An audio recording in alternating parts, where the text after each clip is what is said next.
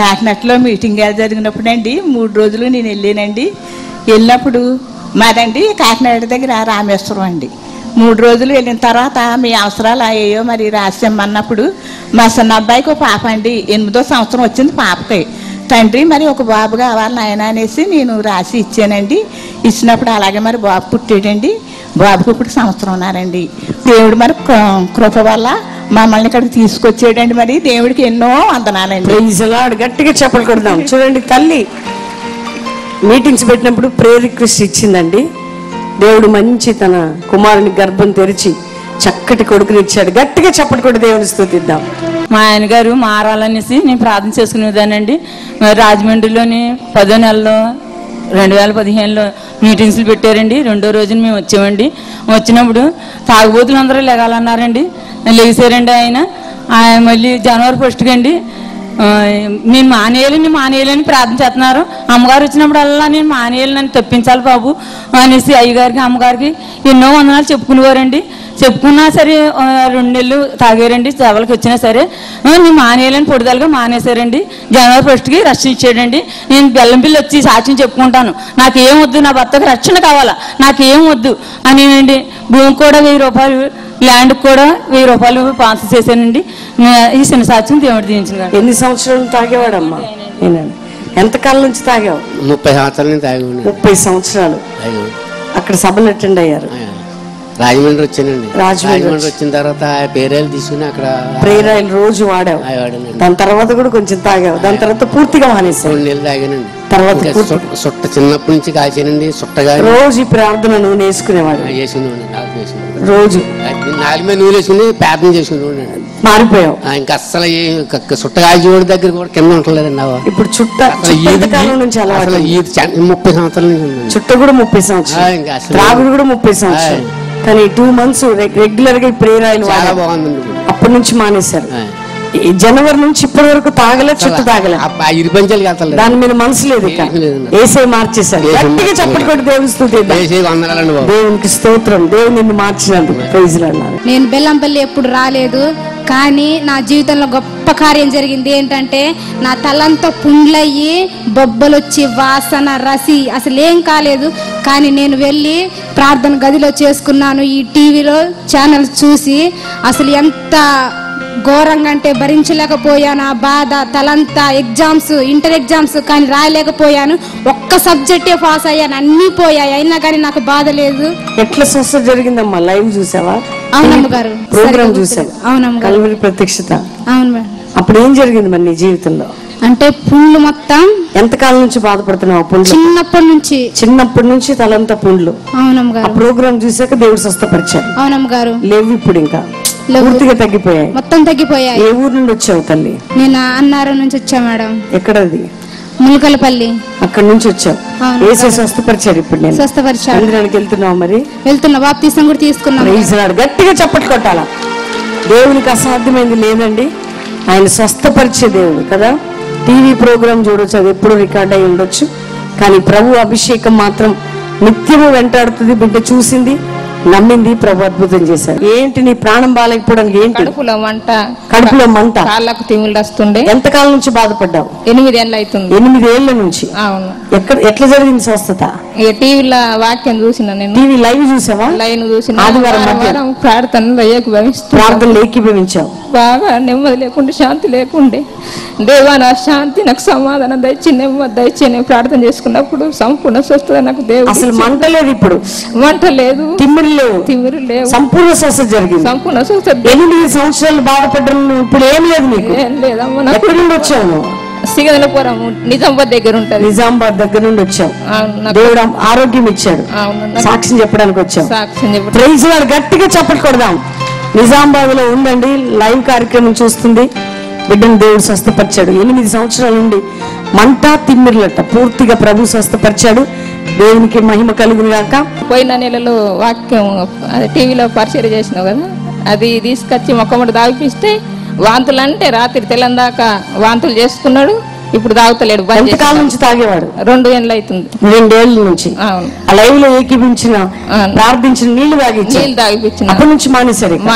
వాంతులు అయిపోయి పూర్తిగా మారిపోయాడు. ఇక తాగడం లేదు, ఇక తాగటం లేదు. ఏసే మార్చేశాడు. గట్టిగా చప్పట్లు కొడదాం. చూడండి, విశ్వసించి తను ప్రార్థన చేయించిన వాటర్ తీసుకెళ్లి తాగిచ్చిదట. ప్రభు అద్భుతం చేశాడు.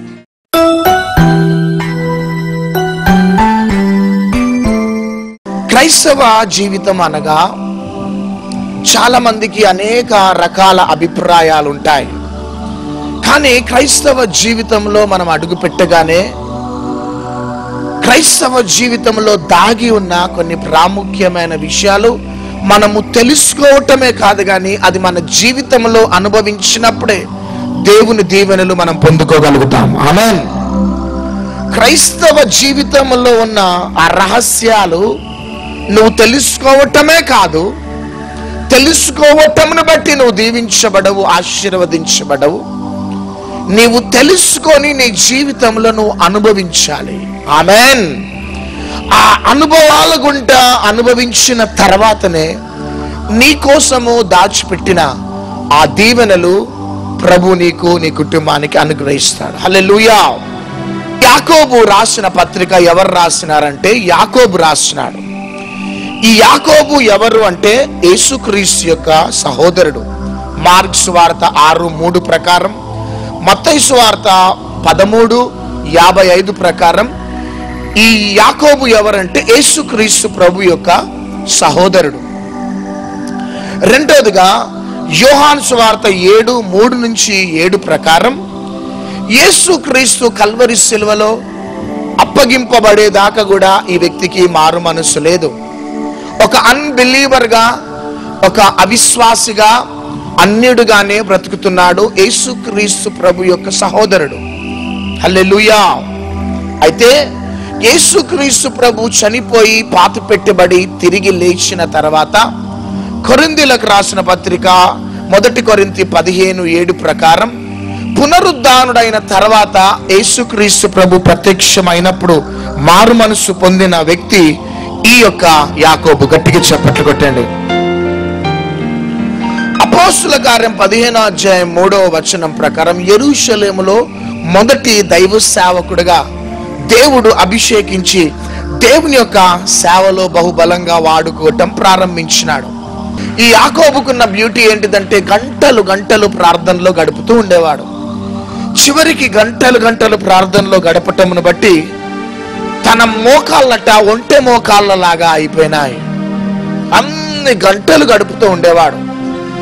ఈ యాకోబుకున్న రెండో బ్యూటీ అంటే ఏంటిదంటే యాకోబు రాసిన పత్రిక 1:1 ప్రకారం నేను యేసుక్రీస్తు ప్రభు యొక్క శిష్యుడను, యేసుక్రీస్తు ప్రభు యొక్క సహోదరుడను అని ఎక్కడ కూడా సెల్ఫ్ బోస్టింగ్ చేసుకోలే.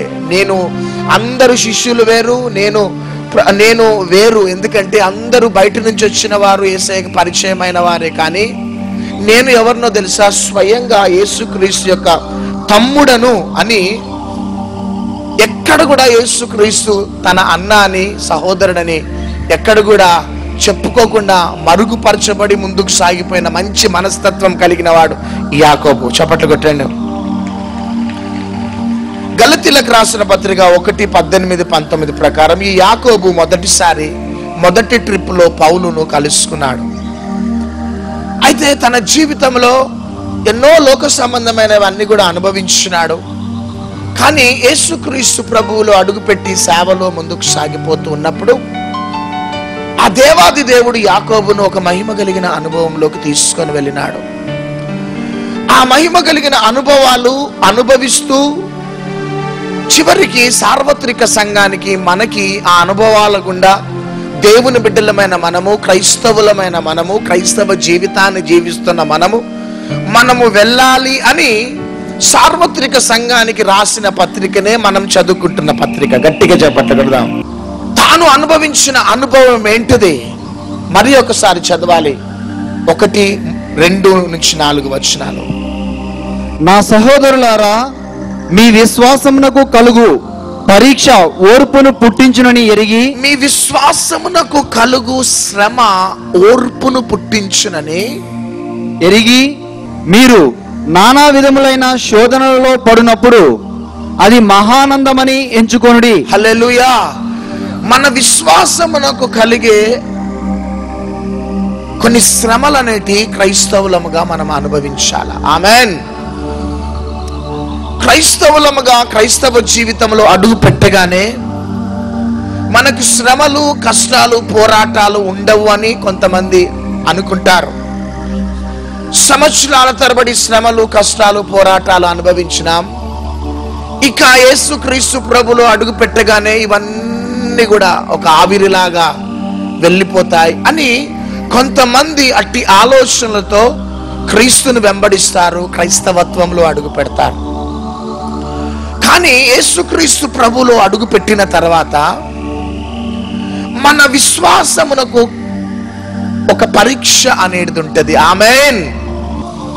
ఆ అనుమతి ఏంటిదంటే శ్రమలు. ఆమేన్. అందుకనే పేతురుకు రాసిన మొదటి పత్రిక 4వ అధ్యాయం 1వ వచనంలో పేతురు ఏమంటాడంటే, యేసుక్రీస్తు ప్రభు శ్రమలని అనుభవించినాడు కాబట్టి మనము కూడా దేవుని బిడ్డలమైన మనము ఆ శ్రమ అనే వస్త్రాన్ని మనం ధరించుకోవాలి. గట్టిగా చప్పట్లు కొట్టాడు. యేసుక్రీస్తు ప్రభు భయంకరమైన శ్రమలు అనుభవించినాడు కాబట్టి తన బిడ్డలమైన మనము, క్రైస్తవులమైన మనము ఆ మహిమ కలిగిన శ్రమలనే వస్త్రాన్ని మన జీవితంలో మనము ధరించుకోవాలి. We must be clothed with sufferings, trials and sufferings. మన క్రైస్తవ జీవితంలో ఎవ్వరు కూడా ఇష్టపడరు.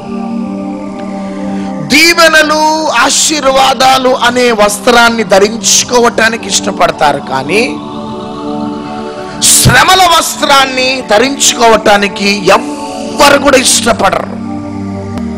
కానీ పేతురు అన్న మాట ఏంటిదంటే, యేసుక్రీస్తు ప్రభు శ్రమలను అనుభవించినాడు. మనము కూడా దేవుని బిడ్డలమైన మనము, క్రైస్తవులమైన మనము, క్రైస్తవ జీవితంలో ముందుకు సాగుతున్న మనం, we must be clothed with the sufferings. ఎందుకు అంటే ప్రభు నీ విశ్వాసమునకు కరుగు పరీక్ష ఏంటిదంటే నీవు శ్రమలను అనుభవించాలా. గట్టిగా చప్పట్లు కొడదామా. హల్లెలూయా. నా ప్రియ సహోదరుడు, నా ప్రియ సహోదరి, ఒకవేళ నీ క్రైస్తవ జీవితంలో ముందుకు సాగిపోతున్నావు, నీ జీవితంలో శ్రమలు అనేటివి లేవు, చాలా కంఫర్టబుల్ లైఫ్ ని నువ్వు లీడ్ చేస్తున్నావు, కానీ you are in the wrong track. నీవు సరి అయిన ట్రాక్ లో, మార్గములో నువ్వు లేవు. ఆమేన్. కానీ క్రైస్తవ జీవితంలో ముందుకు సాగుతున్నప్పుడు భయంకరమైన శ్రమలు వచ్చేస్తున్నాయి. భర్త నుంచి పోరాటం, నీ పిల్లల నుంచి పోరాటం, సమాజం నుంచి పోరాటం, ఉద్యోగంలో పోరాటం, ఆర్థికంగా పోరాటం, అనారోగ్యమును బట్టి పోరాటం, సంథింగ్ ఆర్ ది అదర్. ఆ మెంటల్ ప్రెషర్స్ ద్వారా కొన్ని శ్రమలు అనుభవిస్తున్నావు. ఆ శ్రమలు అనుభవిస్తున్నప్పుడు కొంతమంది నీకు వందనాలు ప్రభు అంటూ ఉంటారు. గట్టిగా చప్పట్లు కొట్టండి. కానీ కొంతమంది ఆ శ్రమలు రాగానే, ఎందుకు నాకు ఈ శ్రమలు వస్తున్నాయి, ఎందుకు నాకు ఈ పోరాటాలు వస్తున్నాయి, నేనెందుకు ఈ శ్రమలు అనుభవించాలి, ఎందుకు ఈ పోరాటాలు అనుభవించాలి అని కొంతమంది దేవుణ్ణి, సమాజాన్ని, దైవ సేవకుణ్ణి, సహవాసాన్ని అపార్థం చేసుకున్న వారు ఉంటారు. కొంతమంది దేవుణ్ణి సైతము శ్రమలు రాగానే విడిచిపెట్టి వెళ్ళిపోయే అనుభవంలో ఉంటారు. అయితే మీరు నిజంగా వాక్యములో నిలబడి వాక్య సంపూర్ణులుగా ఆయన విశ్వాసులు అని ఎప్పుడు నిర్ధారణ అవుతుందంటే, నీ ఆధ్యాత్మిక జీవితంలో ఏ శ్రమలు లేవు, సమృద్ధి అయిన డబ్బు ఉన్నది, సుఖంగా ఉన్నావు, అయితే నీకు సరి అయిన వాక్యం లేదని అర్థం. నీవు సరి అయిన వాక్యం మీద పెంచబడటం లేదు అని అర్థం.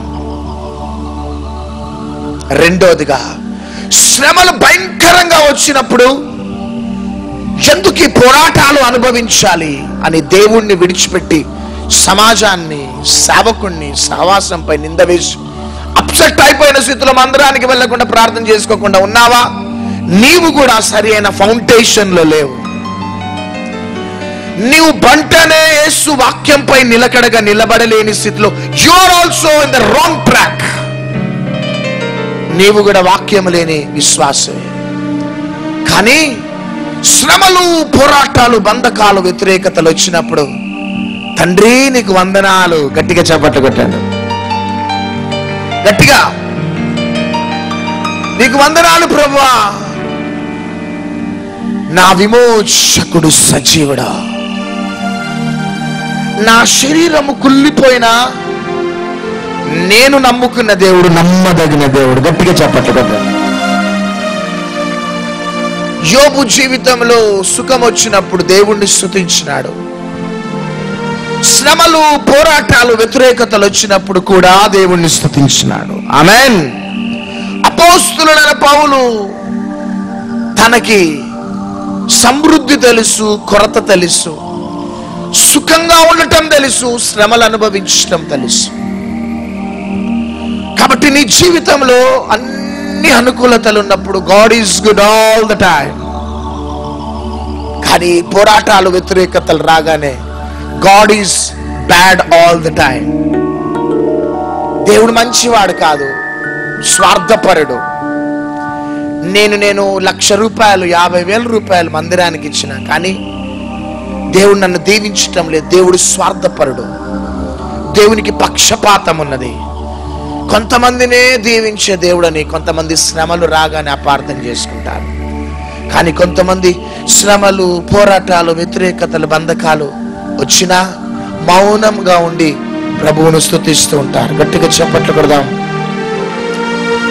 అందుకనే సామెతల గ్రంథం 24:10 ప్రకారం శ్రమయందు నువ్వు కృంగిన ఎడల నువ్వు చేతగాని వాడవవుతావట. ఆమేన్.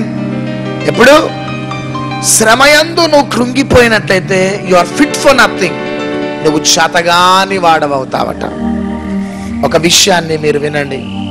శ్రమలు ఎందుకంటే దేవుని యొక్క వాగ్దానాలని మనము చూడటానికి, స్వాధీనం చేసుకోవటానికి బలవంతం చేస్తాయి. ఆమేన్. ఎందుకు శ్రమలు? దేవుని వాగ్దానాలు మనం స్వాధీనం చేసుకోవటానికి. ఈ యొక్క శ్రమలు ఏం చేస్తాయంటే మనల్ని బలవంతం చేస్తాయి. ఈ శ్రమలు ఎందుకంటే ఈ శ్రమ ద్వారా దైవ ప్రణాళిక నీ జీవితంలో దేవుడు నెరవేర్చాలనుకుంటాడు. గట్టిగా చప్పట్లు కొట్టండి. 4వదిగా ఈ శ్రమలు ఎందుకంటే మన దర్శనాన్ని ఎన్లార్జ్ చేయటానికే, మన దర్శనాన్ని దేవుడు విశాలపరచడానికే కొన్ని శ్రమలు అనేటివి మన జీవితంలో అనుమతించబడతాయి. కానీ very few people, very few Christians accept sufferings. చాలా మంది కొద్ది క్రైస్తవులు మాత్రమే శ్రమలని అనుమతించుకుంటారు. They always expect God's blessings. దేవుని యొక్క దీవెనల కోసమే ఎక్స్పెక్ట్ చేస్తారు. కానీ శ్రమలని అనుభవించాలి, నా జీవితంలో, నా కుటుంబంలో రావాలి అని ఏ క్రైస్తవుడు కూడా ఎక్స్పెక్ట్ చేయడు.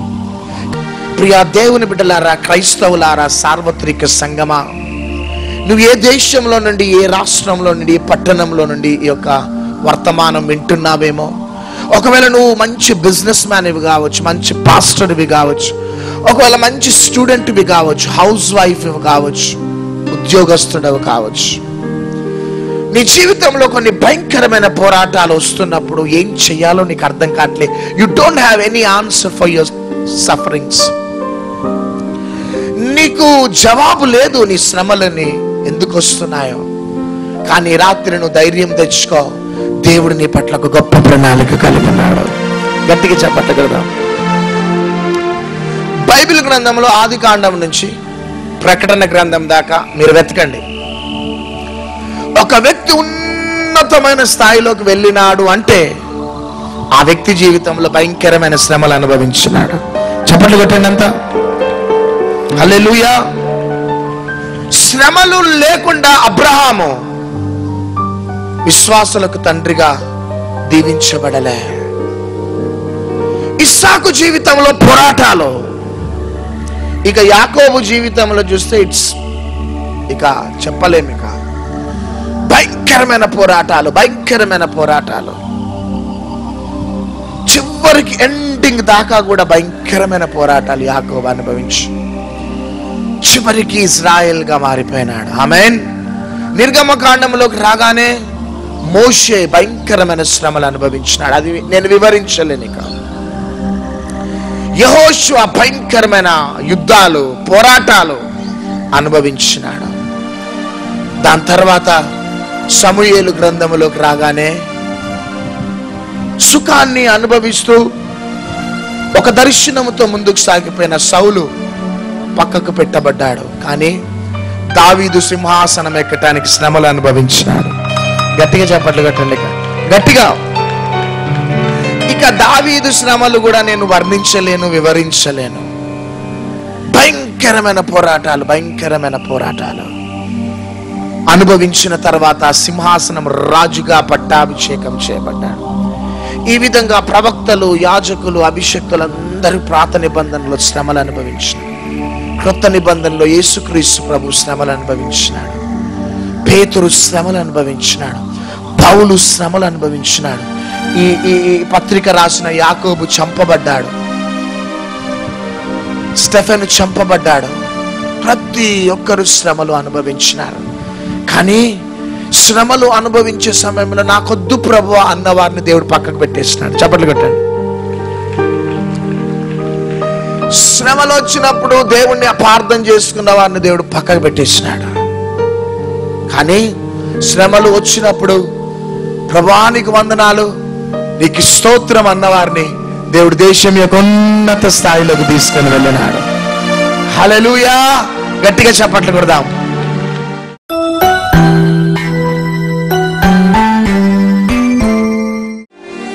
నువ్వు చేతులెత్తి కన్నీటితో ప్రార్థన చేస్తుండగా నీకోసం నేను ప్రార్థన చేయబోతున్నాను, మేము ప్రార్థించబోతున్నాం. తండ్రి నీకు స్తోత్రం. మాకున్న పోరాటముల్లో, శ్రమల్లో ఎన్నోసార్లు మిమ్మల్ని అపార్థం చేసుకున్న అనుభవం మాకుంది. అయితే ఈ రాత్రి మమ్మల్ని క్షమించిన ఆయన, మమ్మల్ని పరీక్షిస్తున్న టైంలో, పరిశోధిస్తున్న సమయంలో ఆయన ఇబ్బందులు, ఇరుకులు, వ్యతిరేకతలు వస్తుండగా నిన్ను అపార్థం చేసుకున్న ఆ స్థితి నుంచి మమ్మల్ని క్షమించు తండ్రి. యేసయ్య నువ్వు మాకు కావాలి తండ్రి. ఎంతమంది బిడ్డలు ఈరోజు నాయన నిన్ను క్షమించమని అడుగుతున్నారో వారిని క్షమించండి.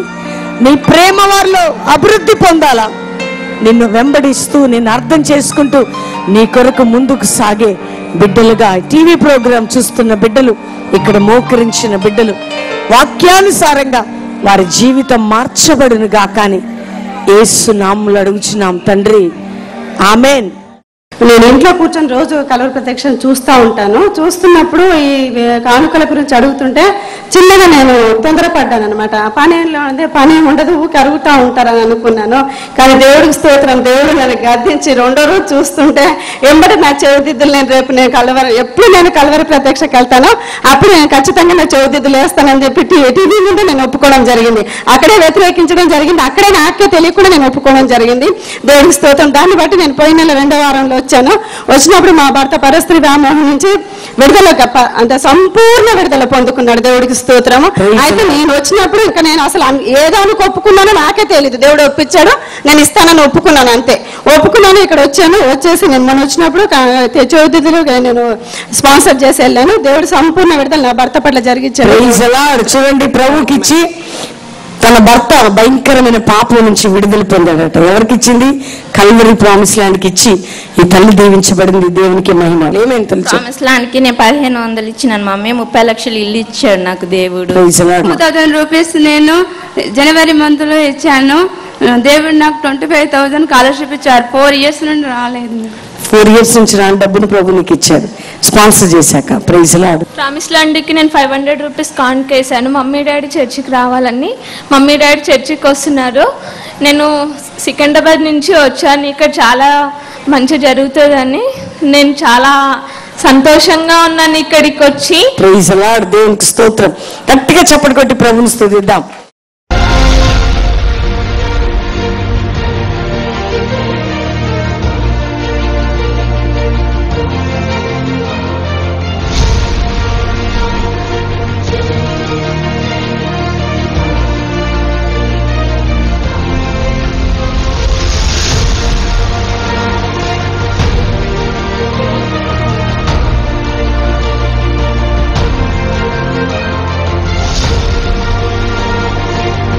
వచ్చాను, అడుగు పెట్టగానే తగ్గిపోయింది. ఇక్కడ దేవుడు అనడానికి సాక్ష్యం ఇదే, నా సాక్ష్యమే.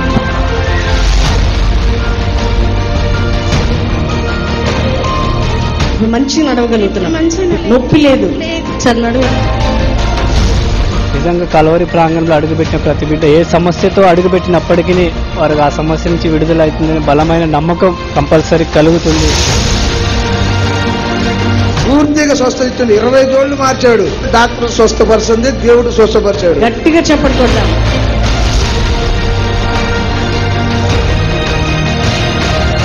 ఫాదర్ ఒక 35 to 40 ఇయర్స్ నుంచి బీడీలు కానీ సిగరెట్లు ఇంకా గుట్కాలు డ్రింక్ ఇలా ఇలాంటి హ్యాబిట్స్ ఉండేవి. సెప్టెంబర్ 1st వీక్లో మా ఫాదర్ని ఇక్కడ తీసుకురాగానే దేవుడు ఆయన మనసు మార్చేసి ఇప్పుడు ఏ హ్యాబిట్ లేదు.